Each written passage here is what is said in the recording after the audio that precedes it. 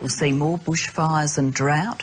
We'll see agricultural land in the Murray-Darling Basin no longer able to be used for agriculture. We'll see icons like the Great Barrier Reef threatened and Kakadu.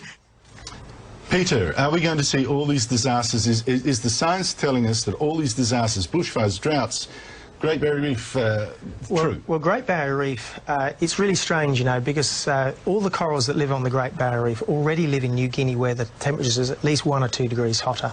And in fact, they live in the Great Barrier Reef. In the Papua New Guinea, they grow faster and they're possibly more healthy as well. If there are temperature-stressed corals in Queensland, they're in Moreton Bay because it's too cold. Corals like it hot, essentially. In addition to that, it's also not well known that, in fact, the sea level has fallen on the Great Barrier Reef in the last 5,000 years, and this has killed a lot of the corals because they're now exposed at low tide.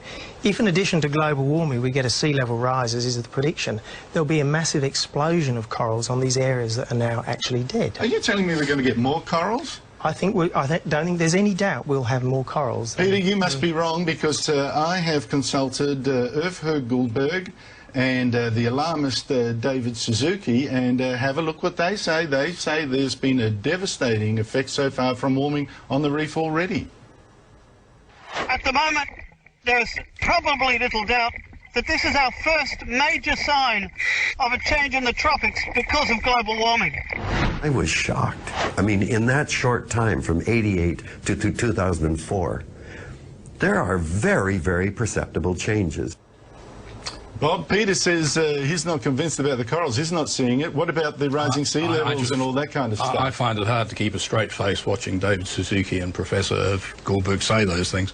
There's absolutely no doubt what Peter has said is right. Corals grow up and they are controlled by the shallow water ones to average sea level.